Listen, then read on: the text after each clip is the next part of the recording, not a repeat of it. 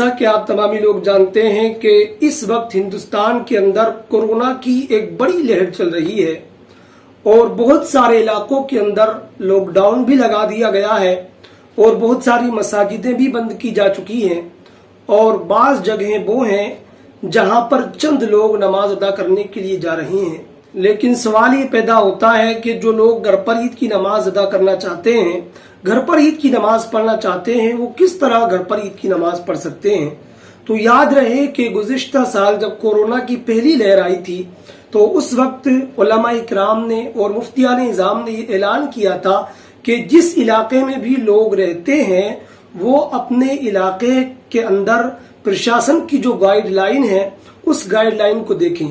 यानी प्रशासन ने कितने लोगों को मस्जिद के अंदर जाने की इजाजत दी है, कितने लोगों को नमाज पढ़ने की इजाजत दी है। तो आप प्रशासन की पहले गाइडलाइन को देखें। मसलन अगर 5 लोगों को मस्जिद के अंदर जाने की इजाजत है तो 5 ही लोग मस्जिद के अंदर जाएं और बाकी लोग घर पर ही नमाज अदा करें।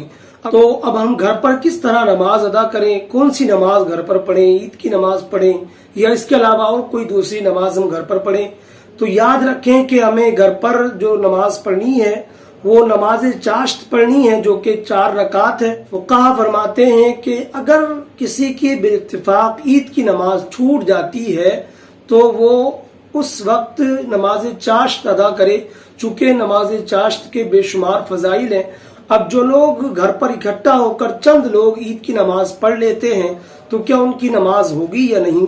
तो याद रखें कि जो लोग घर पर ईद की नमाज पढ़ते हैं उनकी नमाज नहीं होगी, चूंकि मजहब हनफी के अंदर ईद की नमाज घर पर नहीं है। क्योंकि ईद की नमाज के लिए जो एक शर्त है वो ये है कि ईद की नमाज को बादशाह इस्लाम या उसके नाइब ने कायम किया हो। और आप देखते हैं कि जब हम घर पर नमाज अदा करते हैं ईद की तो उस वक्त यहाँ पर ये शर्त फौत हो जाती है, इसलिए ईद की नमाज घर पर नहीं हो सकती। तो ये था असल मसला के लॉकडाउन के चलते ईद की नमाज किस तरह अदा कर सकते हैं।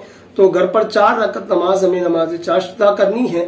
अब तो नमाज चाश्त का जो आसान तरीका है वो क्या है, इंशाअल्लाह ताला मैं आइंदा वीडियो में आप लोगों के सामने पेश करूंगा। तब तक के लिए खुदा हाफिज, अस्सलाम वालेकुम व रहमतुल्लाहि व बरकातहू।